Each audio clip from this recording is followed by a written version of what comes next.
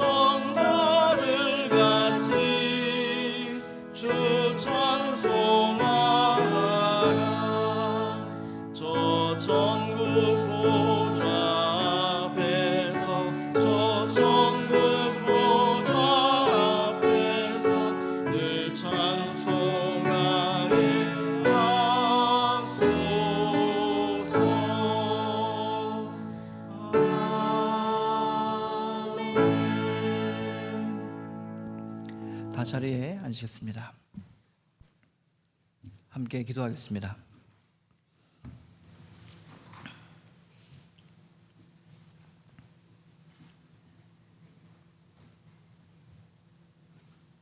하나님,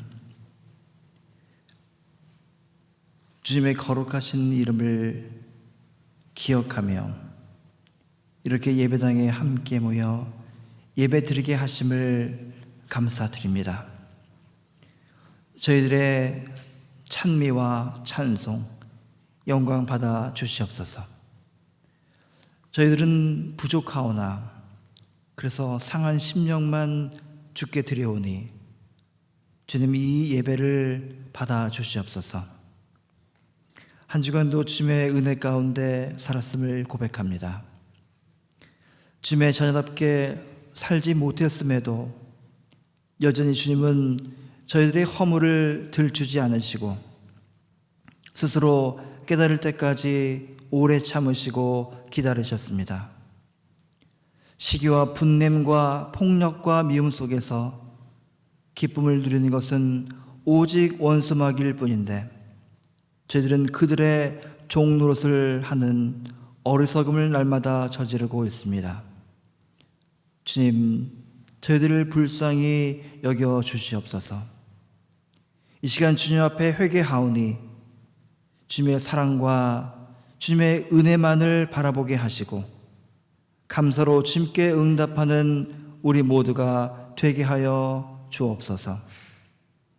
2024년을 맞이하여 새롭게 직분을 받은 집사님들 있습니다. 포도나무와 가지의 비유처럼 서로 지체됨의 신비 속에서 교회를 살피고 돌보는 일에 부르셨사오니 하늘의 거룩한 부르심에 응답하게 하옵소서. 또한 이들의 가정과 일터 가운데 주님 함께 하시사 예수 그리스도의 향기를 나타내게 하시고 하늘의 문을 여시사 날마다 주 안에서 계획하고 꿈꾸는 일들이 형통케 하옵소서. 오늘도 예배를 위하여 수고하는 손길들을 기억하여 주옵소서. 하나님의 자녀된 온 성도들을 위해 수고하는 것이오니 작은 일이라 할지라도 거룩한 일임을 깨닫게 하시고 이 일 가운데 함께 하시는 하나님의 손길을 만나게 하옵소서. 오늘도 친교를 위하여 돌보는 손길들 있습니다. 하나님의 거룩한 일이오니 섬김과 봉사의 손길들을 주님 기억해 주시고 복의 복을 더해 주시옵소서. 부족한 종을 세워 주님의 말씀을 증거할 때 사탄마귀 일절 틈타지 않게 하시고 거룩한 주님의 영으로 함께 하시사 전하는 자나 듣는 자 모두 은혜의 하나님이심을 깨닫는 시간 되게 하여 주시옵소서. 오늘도 살아계셔서 역사하시는 예수 그리스도의 이름으로 간절히 기도드립니다. 아멘.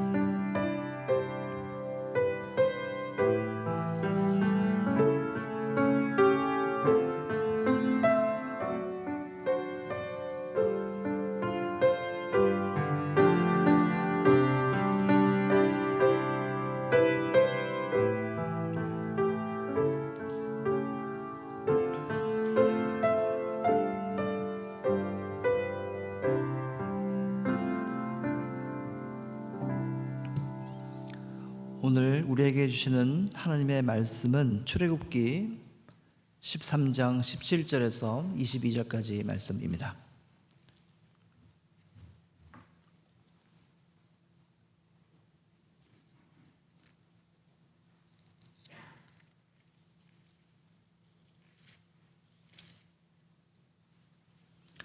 출애굽기 13장 17절에서 22절까지 말씀입니다.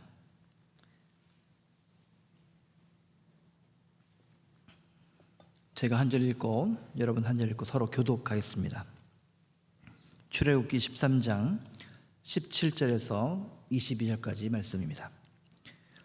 바로가 백성을 보낸 후에 블레셋 사람의 땅의 길은 가까울지라도 하나님이 그들을 그 길로 인도하지 아니하였으니 이는 하나님이 말씀하시기를 이 백성이 전쟁을 하게 되면 마음을 돌이켜 애굽으로 돌아갈까 하셨음이라. 하나님이 홍해 광야 길로 돌려 백성을 인도하심에 이스라엘 자손이 애굽 땅에서 대열을 지어 나올 때 모세가 요셉의 유고를 가졌으니 이는 요셉이 이스라엘 자손으로 단단히 맹세하게 하여 이르기를 하나님이 반드시 너희를 찾아오시리니 너희는 내 유고를 여기서 가지고 나가라 하였음이더라. 그들이 숫곳을 떠나서 홍해 끝 에담의 장막을 치니 여호와께서 그들 앞에서 가시며 낮에는 구름 기둥으로 그들의 길을 인도하시고 밤에는 불 기둥을 그들에게 비추사 낮이나 밤이나 진행하게 하시니 낮에는 구름 기둥 밤에는 불 기둥이 백성 앞에서 떠나지 아니하니라. 아멘. 주님의 말씀입니다. 함께 기도하겠습니다. 주님 감사합니다. 예배당에 함께 모여서 이렇게 예배 드릴 수 있다는 그 사실 하나만으로도 얼마나 감사한지 모릅니다. 이 시간 주님의 말씀을 나누는 이 귀한 시간을 저희들이 얼마나 값진 것인가를 깨닫는 시간이 되게 하여 주시옵소서. 주님께서 말씀하실 때 경청케 하시고 그 말씀 따라 살 수 있는 우리 모두가 되게 하여 주시옵소서. 예수님 이름으로 기도드립니다. 아멘. 예배 가운데 임재하시는 하나님의 은총과 평강이 이 시간 우리와 함께 하기를 축원합니다. 벌써 새해가 시작된 지가 20일 3주가 지났습니다. 세월이 얼마나 빠른지 모르겠습니다. 저는 이제 50대니까 50마일의 속도로 가겠죠. 70대 분들은 더 빨리 가시고 젊은 분들은 좀 느리게 할까요? 자, 세월이 참 빠릅니다. 우리는 마치 정지된 시간이나 공간에 살고 있는 것처럼 느낄 때도 있지만은 사실은 어딘가를 향해서 계속 가고 있는 것처럼 느껴집니다. 그래서 마치 여행을 하는 것처럼 느낄 때가 참 많습니다. 그런데 예수를 믿는다는 것, 신앙생활을 한다는 것도 마찬가지입니다. 고정된 것처럼 여겨질 때도 있지만 사실은 끊임없이 앞을 향해서 가고 있는 그런 여행과도 같은 것이라 하겠습니다. 제가 한국에서 신학교에 있을 때에는 별로 그런 말을 사용하지 않았었는데 2005년에 미국에 처음 유학을 와서 새롭게 여러 세계 곳곳에서 아시아나 아프리카, 유럽에서 온 친구들과 함께 공부를 하다 보니까 대화를 할 때마다 스피리추얼 저니라는 말을 많이 했어요. 스피리추얼 저니, 영적 여행이란 말이죠. 영적 여정, 이런 대화를 참 많이 하는 것을 발견하게 됐습니다. 그렇습니다. 사실 우리가 신앙을 갖는다, 신앙을 소유한다, 이런 말보다는 신앙의 길을 걸어가고 있다, 신앙의 여행을 하고 있다, 이런 표현이 신앙생활의 본질을 더 잘 드러낸다 할 수 있겠습니다. 우리 신앙생활이라는 것은 고정된 것이 아니죠. 여행길을 따라서, 여정을 따라서 어딘가로 계속 가고 있는 그런 과정이라고 보는 것이 맞습니다. 신앙생활을 한다는 것은 이미 완성된 무언가를 내가 소유하고 누리는 그런 것을 말하는 것이 아닙니다. 이 땅에서 그 누구도 완성된 신앙과 믿음을 가질 수는 없습니다. 세례를 받고 또 직분을 받고 성실하게 신앙생활을 잘 한다 해도 그 영적 여행길에서는 넘어지기도 하고 방황하기도 하고 또 비틀거리기도 한다는 것입니다. 그냥 그렇게 조금씩 앞을 향해서 나아가는 것입니다.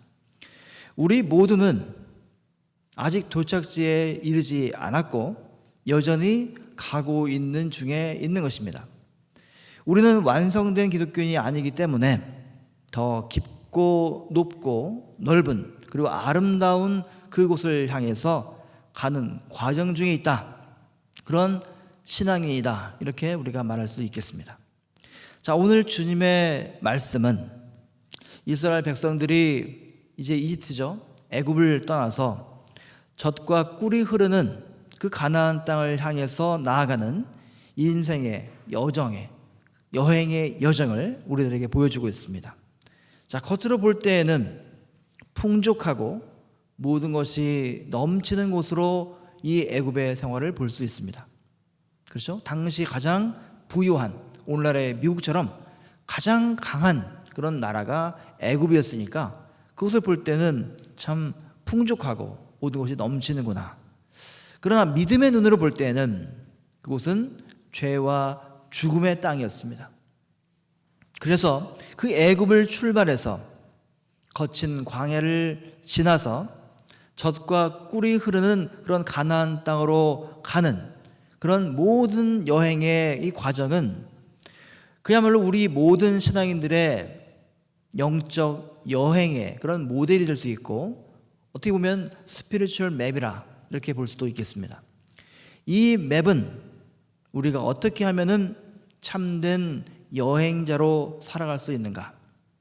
지난주에도 말씀드렸죠? 우리가 피난민으로 살 거냐 아니면 순례자로 살 것이냐. 그 땅을 향해서 가는데 짐을 잔뜩 짊어진 피난민으로 살 것이냐 아니면 순례자로 살 것이냐.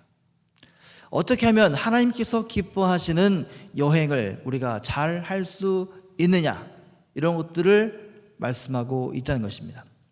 일종의 여행자 수칙 또는 영적 수칙이다, 이렇게 말씀드릴 수 있겠습니다. 이것을 여러분과 함께 나눴으면 좋겠습니다. 첫째는 무엇이냐면 이스라엘 백성들이 출애굽 여행을 떠날 때 만난 가장 큰 어려움이 있었습니다. 그 많은 사람들이 떠날 때 성경을 읽어보면 어마어마한 숫자들이 막 나옵니다. 뭐 몇십만 명, 몇백만 명, 어마어마한 숫자들이 막 나옵니다. 이 수적으로 많아지는 이 백성들이 문제이지 않을까, 이렇게 볼 수 있습니다. 출애굽 여행을 앞에서 인도했던 모세와 아론이 볼 때에 얼마나 감당하기 어렸을까요? 몇십 명, 아니 가족 여행을 갈 때도 힘든데 몇십 명, 몇백 명이 아니라 매 수십만 명이 함께 가는 것입니다. 또한 애굽의 바로가 벌였던 그 방해와 고집도 참 대단한 것입니다. 모세와 약속을 했죠. 이 파라오는 모세와 약속을 했습니다. 그러나 단박에 번복해버립니다. 안 하겠다고. 바로는 그런 존재였습니다. 당시 최강국의 최고 힘을 가진 사람이 모세의 앞을 막고 있으니 꼼짝달싹 못하는 것이죠. 자, 그런데 그 모든 것을 누가 해결했냐? 하나님께서 해결하셨습니다. 어찌할 바를 몰라서 당황했죠. 그러나 모세와 아론은 하나님께서 바로의 병거를 잡으려고 온 그 바로의 병거를 홍해 바다에 다 수장시켜서 몰살시켜 버렸습니다. 그 광경을 그냥 보고만 것이죠. 자, 문제였죠. 큰 문제였습니다. 그러나 하나님께서 함께 하심으로 모든 것이 해결됐습니다. 그런데 여전히 넘어야 될 산이 있습니다. 그것은 바로 애굽에서 오랫동안 머물던 이스라엘 백성들의 마음이었습니다. 자, 이스라엘 백성들은 누굽니까? 애굽의 종살이로 수백 년을 살았던 사람들이었습니다. 사람 취급받지 못하고 늘 채찍질 당하고 남자라는 이유 하나만으로 아이들이 죽임을 당했습니다. 노동력을 착취당했습니다. 그래서 낮고 천한 사람들, 이들이 바로 이스라엘 백성이었습니다.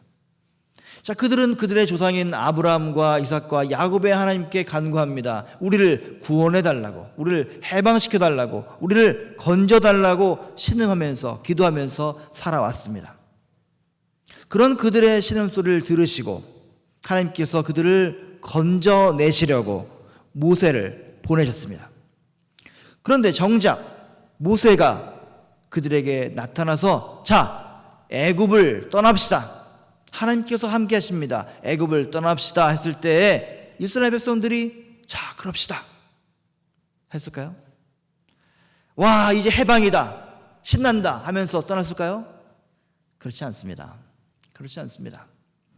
수백 년을 종살이했던 사람들이 매일 사람 취급 못 받고 채찍질 당하고 노동력을 착취당해서 낙담하고 있음에도 불구하고 그것이 너무나 익숙한 나머지 그 자리를 떠난다는 것이 쉽지 않은 것입니다. 여러분 예배당에 오시면은 고정석이 있으시죠? 항상 그 자리에 아니시잖아요. 익숙합니다. 사람은 익숙한 곳에 너무 편합니다. 이 자리에 누가 있고 이 자리에 누가 있고 다 알죠. 그 익숙한 자리를 떠난다는 것은 매우 어려운 것입니다. 왜? 두렵고 불안하기 때문에. 자, 역사 속에서 이스라엘 백성들에게 가장 치욕의 순간이 있습니다. 바로 바벨론 포로기였습니다. 끔찍했던 순간이죠. 다시는 떠오르기 싫은 아주 최악의 상황이었죠. 우리 한국 사람들에게 있어서 가장 이 끔찍했던 순간이 뭡니까? 일제강점기라고 하잖아요. 36년 정도 살았던 이 일제강점기를 너무나 힘든 나머지 일본과 축구를 하면 반드시 이겨야 되고 스포츠를 하면 반드시 이겨야 되고 그런 마음이 막 올라오잖아요.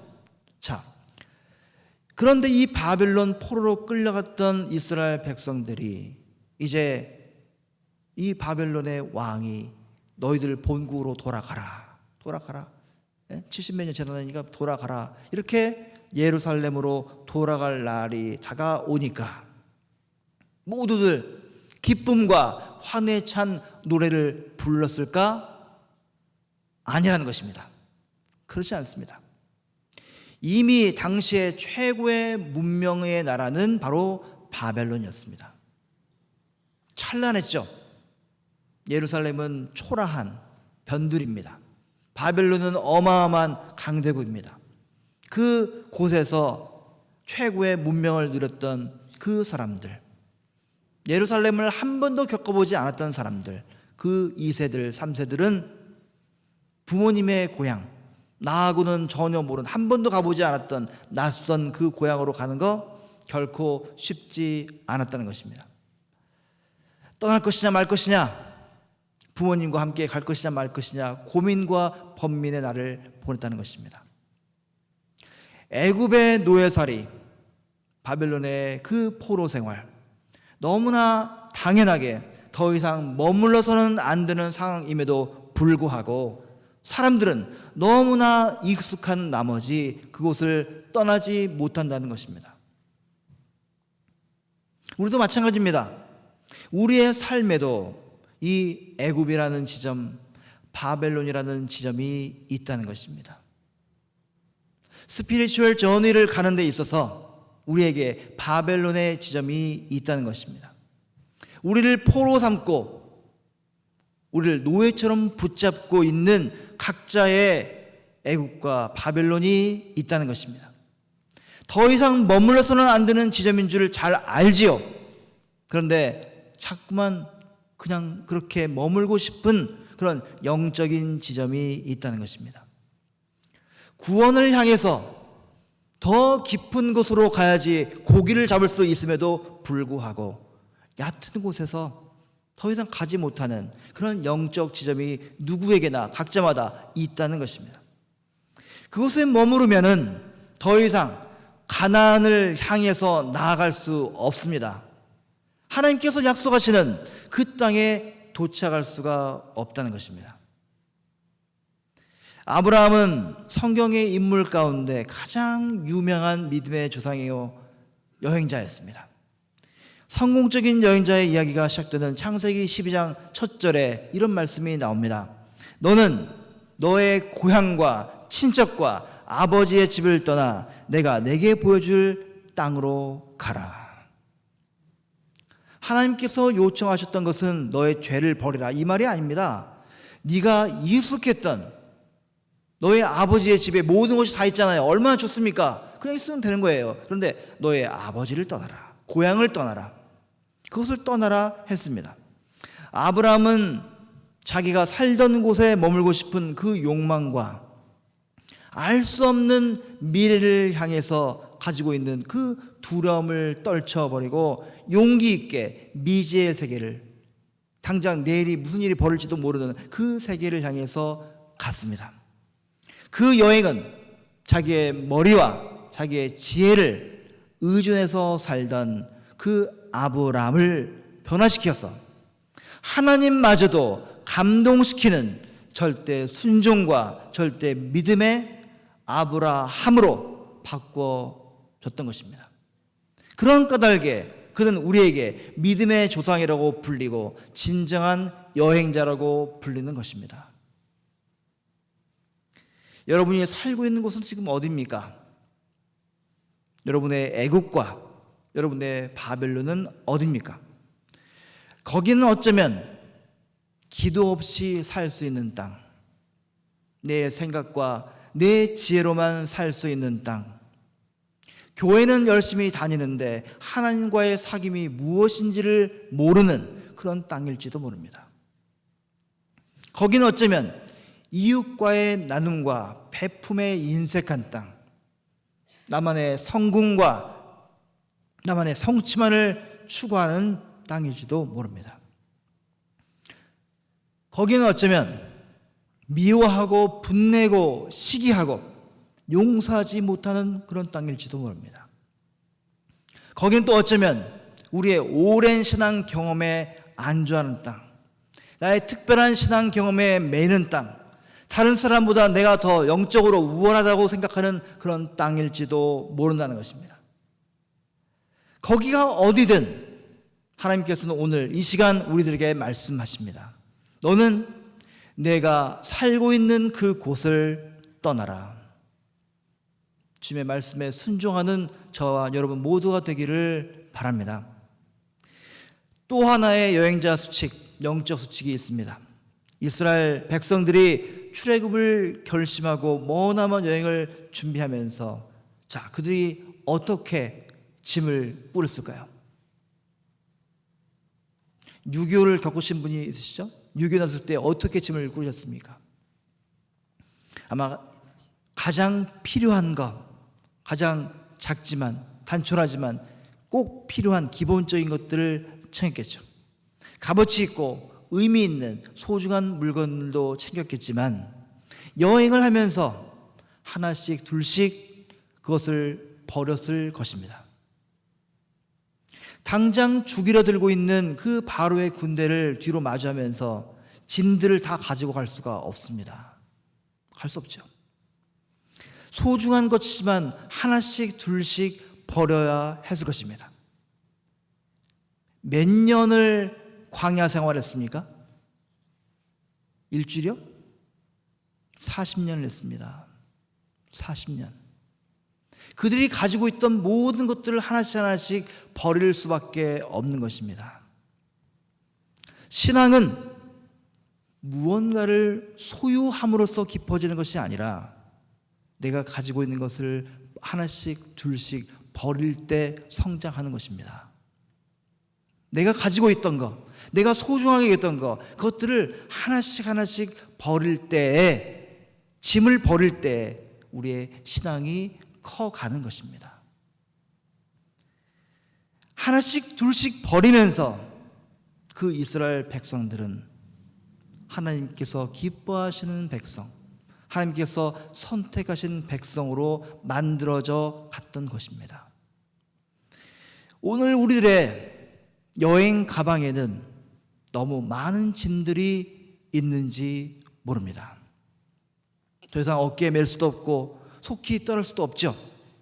짐은 자꾸 늘어나고 욕심은 늘어나고 나의 자아의 욕심은, 고집은 막 커집니다. 여행길은 두렵고 걸음은 무겁죠. 그러나 그렇게 되면은 우리는 진정 순례자로, 여행자로 살지 못합니다. 이것이 우리가 여행을 하면서 지치거나 포기하는 이유입니다. 도대체 우리 가방에는 무엇이 들어있습니까? 인생 여행길에 점점 무거워지는 그 가방 속에는 도대체 무엇이 들어있습니까? 그것 때문에 인생이 더디고 지치지는 않는지 살펴봐야 됩니다. 더 나누는 여행, 더 겸손해지는 여행, 더 변화시키는 여행, 더 사랑하는 여행, 더 하나님을 찬양하고 더 하나님을 예배하는 여행으로 나아가지 못하게 하는 그런 짐들은 무엇인지 우리가 살펴봐야 된다는 것입니다. 그리고 불필요한 짐들이 혹시 발견된다면 그것을 과감하게 버려야 됩니다. 예전에는 중요하다고 생각했겠지요. 필요하니까. 꼭 필요하다고 생각했던 것이 있었겠죠.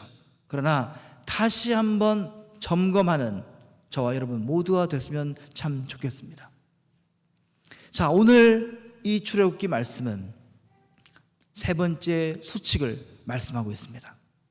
그것은 바로 무엇이냐? 여행자 수칙 세 번째입니다. 바로 무엇이냐면 어려움을 각오하라는 것입니다. 어려움을 각오하라. 이스라엘 백성들이 출애굽을 시작하자마자 어려움들이 막 오지요. 애굽에 병거가 막 올고 있는데 홍해 바다가 앞에 쏘였습니다. 홍해 바다. 이 거대한 고난 앞에서 그들은 계속 갈 것인가? 물에 빠져 죽을 것인가? 아니면 다시 애굽으로 돌아갈 것인가? 중대한 기로에 놓이게 되죠. 자, 요행이 지났어요. 하나님의 은혜로 지났어요. 그 놀라운 광경을 목격했어요.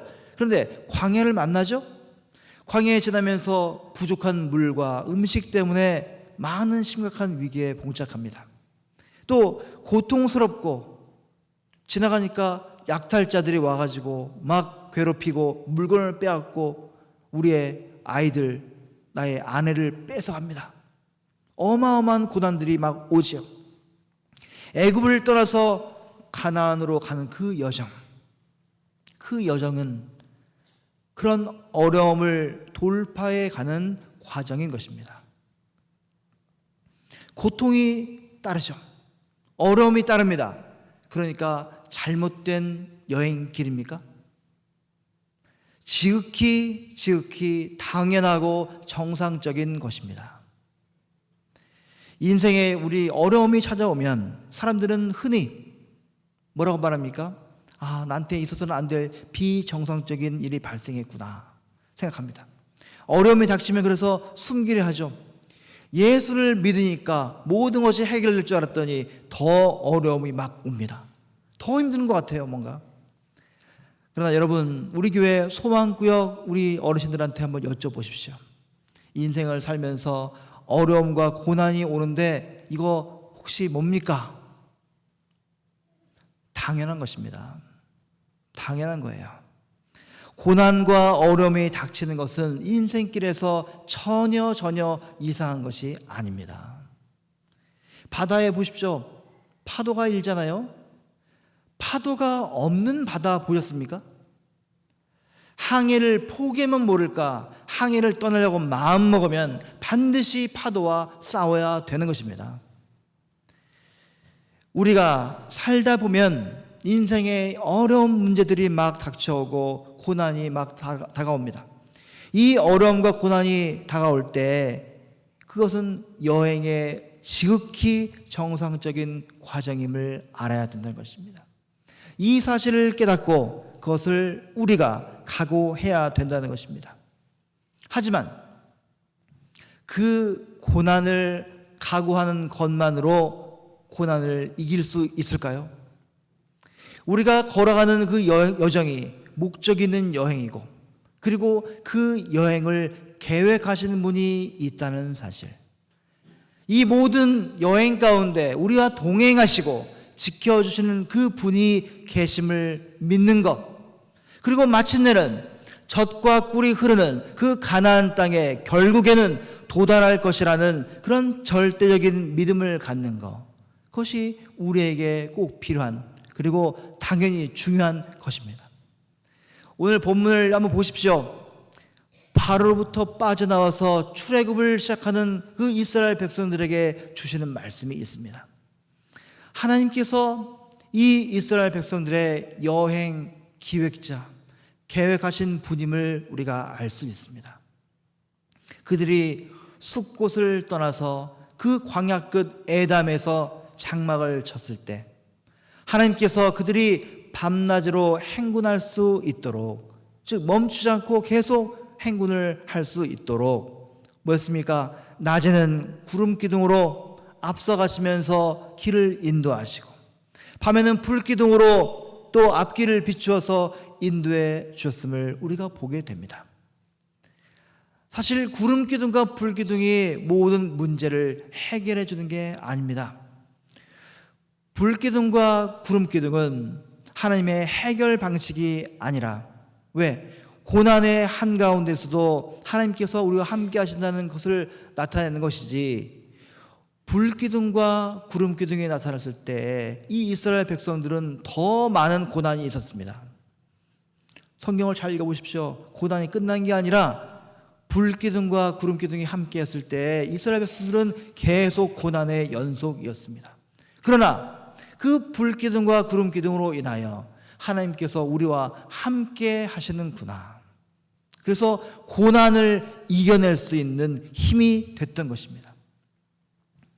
우리 고난의 한복판에서 하나님께서 우리와 함께 하신다는 그 믿음을 우리가 갖느냐 못 갖느냐, 그것이 문제입니다.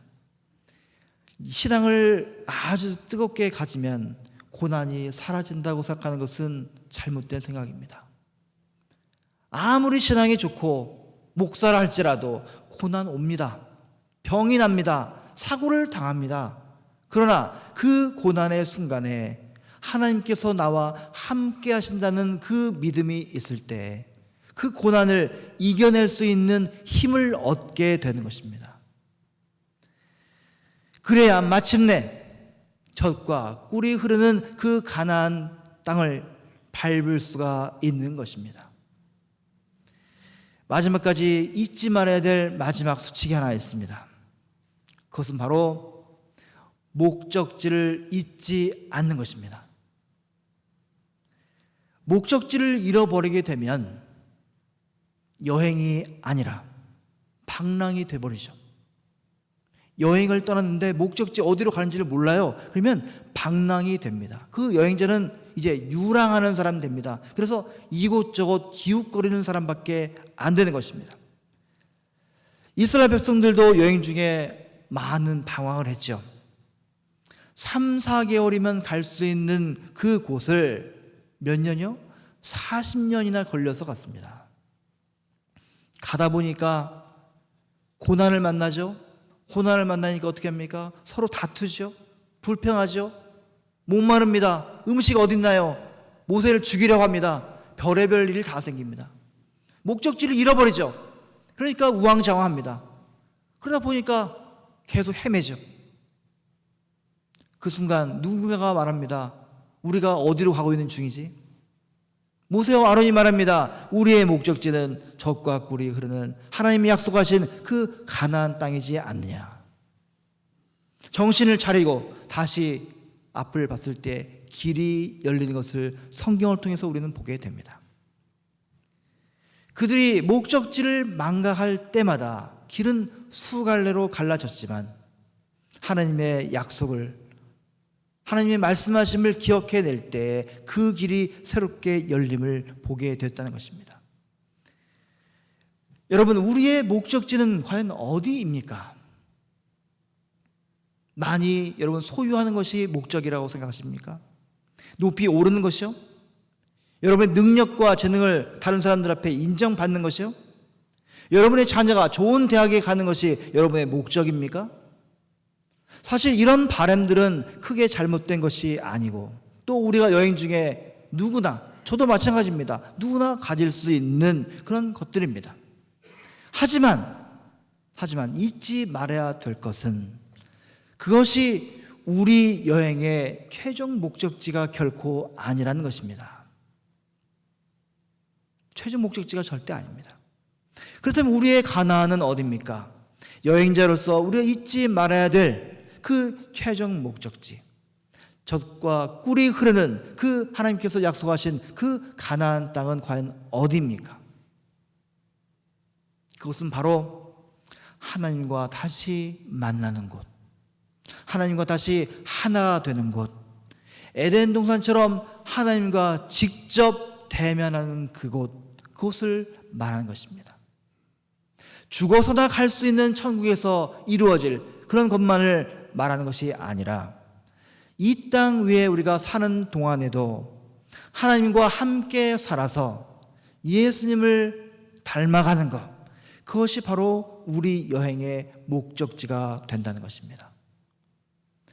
예수 닮아서 아름다운 사람, 겉모습이 멋있고 이런 것이 아니라 그 중심이 예수님을 닮아서 아름다운 사람, 예수의 향기가 풍겨나는 사람, 그런 성숙한 기독교인이 되는 것, 그것이 바로 최종 목적지가 되어야 된다는 것입니다. 우리의 영적 여행길에는 수많은 고난이 가득합니다. 먹구름이 막히죠. 우리를 위협합니다. 광야를 지나기도 하죠. 미래를 전혀 알지 못하는 두려움도 따릅니다.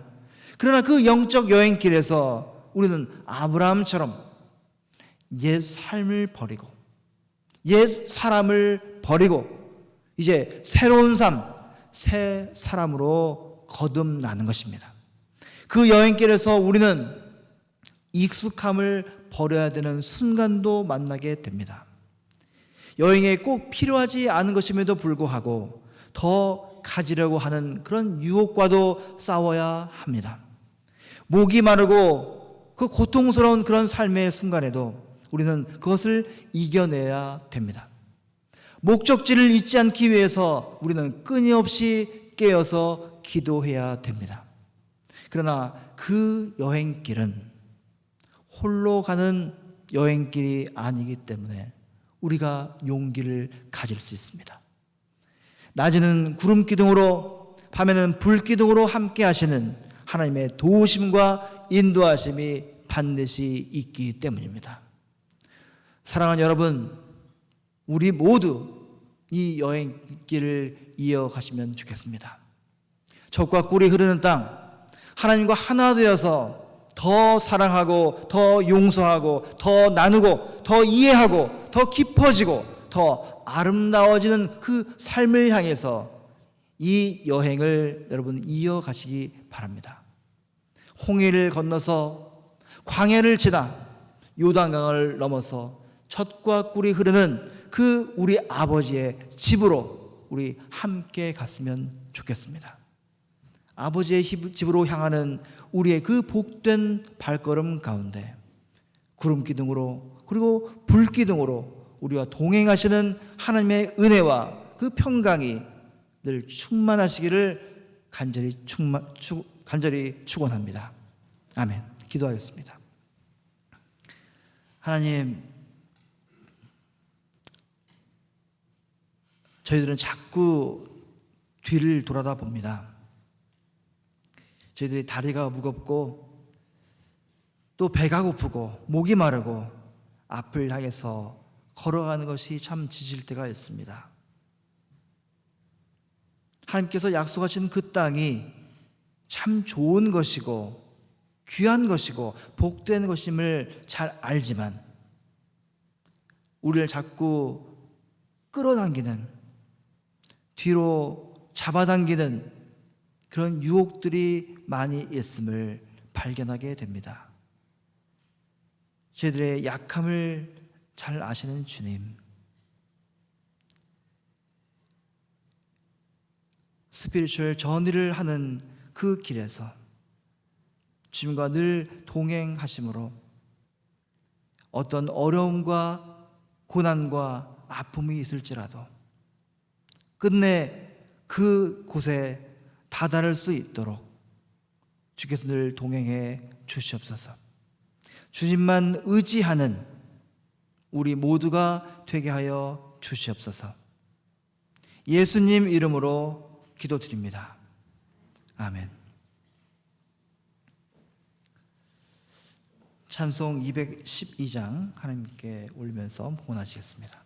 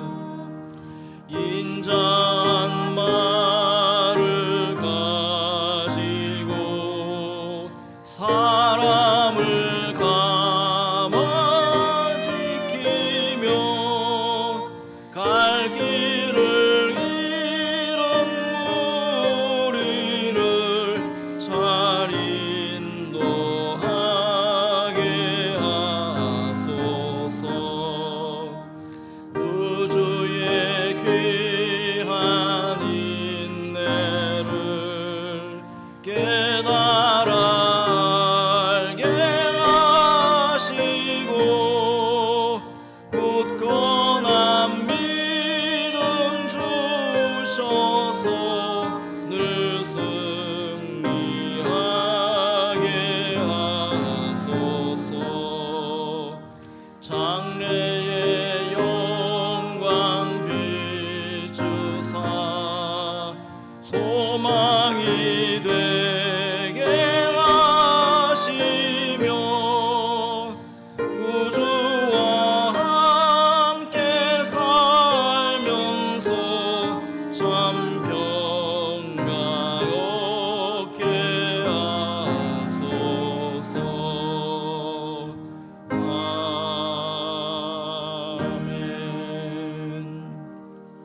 기도하겠습니다. 복되신 하나님, 한 주간도 주님의 사랑과 은혜 가운데 머물게 하심을 참 감사드립니다. 때로는 낙담하여 고개를 떨군 적도 있지만 주께서 늘 두 손 잡아주시고 일으켜 세워주셨음을 고백합니다. 이 시간 주님께 감사하는 마음으로 나왔습니다. 주께서 주신 그 크신 은혜를 응답하는 마음으로 나왔습니다. 저희들의 처음 것과 저희들의 헌물입니다. 이 헌물이 쓰이는 곳마다 주님의 사랑이 드러나게 하시고 주님의 영광이 드러나게 하옵소서. 저희들의 삶을 비춰주시고 날마다 풍성한 것으로 필요한 것으로 채워 주시옵소서. 예수 그리스도의 이름으로 기도드립니다. 아멘. 이 시간에는 우리 파송식을 진행하겠습니다. 이미 오랫동안 그 광고를 읽고 처음 하는 게 아니고 몇 년 동안 계속 했기 때문에 잘 아실 겁니다. 우리 김광일 집사님께서 이번에는 우간다 지역으로 3주간 선교 사역을 떠나시는데 1월 24일부터 2월 14일까지 3주 동안 가십니다. 가서 건물에 페인트 칠을 하는 거예요. 페인트 칠을 하는 건데 저는 직접 간 적은 한 번도 없고 김광지 목사님을 통해서 또 집사님을 통해서 많이 들었고 또 유튜브 영상을 통해서 또 김평혁 선교사님을 통해서 많이 들었어요. 그래서 얼마나 그게 고된 작업이고 힘든 거를 잘 압니다. 자, 그런데 그 일들을 혼자 하시는 것이 아니라 온 교우들이 함께 하는 것입니다. 작년에 우리 이창서 장로님께서 멕시코 가시잖아요. 우리 온 식구들이 한마음 한뜻이 돼서 같이 선교를 가는 것입니다. 한 사람 딱 보내고 우리가 무관심하거나 기도하지 않으면 그 문제가 있는 것이죠. 그렇죠? 한 가족이잖아요. 한 마음으로. 그래서 그런 마음들을 우리가 가졌으면 참 좋겠고요. 잠깐 앞에 나오시면 우리 파송을 보낼 때 목사가 보내는 게 아니라 온 교회가 함께 그곳에 보내는 것입니다. 그래서 우리가 함께 잠깐 우리 기도하고 제가 마무리 기도하고 이렇게 파송하는 시간을 갖겠습니다. 잠깐 우리 김광일 집사님 그 어렵고 힘든 일들을 하시는데 함께 하나님께서 역사하시라고 혼자 못합니다. 절대로 하나님께서 함께 하심으로 해낼 수 있음을 중보하는 그런 기도 시간 잠깐 갖고 제가 마무리 기도하겠습니다. 기도하겠습니다. 네, 손을 들어서 함께 했으면 좋겠습니다. 우리 집사님을 향해서 주께서 함께 하셔주시옵소서. 우리 집사님 들어주시옵소서. 힘들고 어려운 일들입니다. 주께서 돌봐주시기를 간구합니다. 그 일들을 위해서 많이 수고하고 애쓰지만 주께서 함께하지 않으시면 정말 아무것도 아님을 저희들이 많이 봤습니다. 잘 압니다. 주께서 우리 김활사님 그 떠나는 길에 주께서 함께 하심으로 돌봐주시고 인도해 주시기를 간구합니다. 보살펴 주시옵소서. 인도하여 주시옵소서. 주님의 능력 가운데 안전하게 잘 돌아올 수 있도록 주께서 돌봐 주시옵소서. 인도하여 주시기를 바랍니다. 주님, 우리 산소 영락교회가 우리 김광일 집사님을 통해서 멀리 우간다에 선교 사역을 떠나게 되었습니다. 그 일을 주께서 예비하시고 또 함께 하심으로 일들을 할 수 있음을 저희들이 이 시간 고백합니다. 한 사람 개인이 떠나는 것이 아니라 온 마음으로 온 교우가 함께 마음을 쏟고 또 그 일을 위해서 중보할 때 주께서 함께 하심을 저희들이 믿습니다. 그래서 참 어려운 일들이 있을 수 있습니다. 그러나 주님 함께 하심으로 안전하게 잘 일을 마무리하게 하시고 또 그 일을 통하여서 하나님의 영광을 드러낼 수 있도록 인도하여 주시옵소서. 또한 우리 집사님의 건강도 지켜주시고 남아있는 우리 김영모 집사님의 마음 가운데도 평안과 그 의미와 기쁨을 누릴 수 있도록 인도하여 주시옵소서. 떠나가 있는 3주 동안 정말 주께서 눈동자와 같이 지켜주시고 인도하시고 역사하실 것을 믿으며 예수 그리스도의 이름으로 간절히 기도드립니다. 아멘. 예, 감사합니다. 네.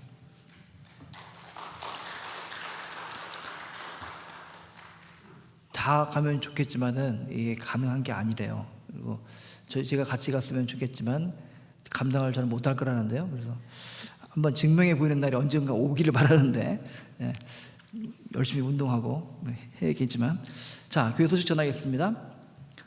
오늘은 2023년 4년 예결선을 위한 재직회를 엽니다. 그런데 친교 후에 하겠습니다. 그리고 다음 주일에는 같은 안건으로 공동의회를 하겠습니다. 기억해 주시기 바랍니다. 그리고 재직회 오늘 이후에 목양실에서 기존의 구역장님들 함께 모이는 구역장 모임을 갖겠습니다. 그리고 4번 성경 공부는 당분간 쉬겠습니다. 5번 2월 16일 17일 양일간 교회에서 재직수련회를 광고 이미 했습니다. 큰 계획표 보셨죠? 그거 보시면 재직수련회가 있는데 올해 처음 특별히 집사가 되시는 분들이 있어요. 꽤 많은 분들이 집사님이 되셨는데 이분들은 가능한 한 꼭 참석을 해주시면 감사하겠습니다. 부부인 분이 있어요. 부부가 다 오면 더 좋고, 도저히 안 된다 그러면 부부 한 분이라도 꼭 오셔서 함께 훈련받고 그리고 친교 나누면서 교회를 함께 위해서 고민해보고 그리고 하나님께 기도하는 그런 귀한 시간을 가졌으면 참 좋겠습니다. 자, 다 일어나셔서 함께 찬양하겠습니다.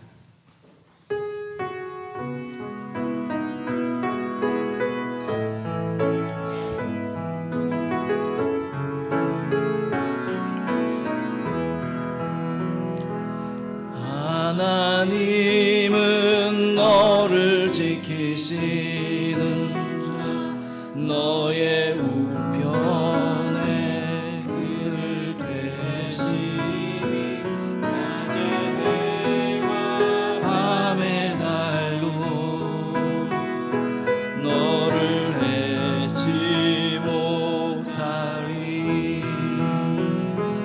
하나님은 너를 지키시는 자, 너의 환난을 면케하시리. 그가 너를 지키시리라. 너의 출입을 지키시리라. 눈을 들어 산을 보아라. 너의 도움 어디서 오나. 천지 지으신 너를 만드신 여호와께로다. 눈을 들어 산을 보아라. 눈을 들어 산을 보아라. 너의 도움 어디서 오나. 천지 지으신 너를 만드신 여호와께로다.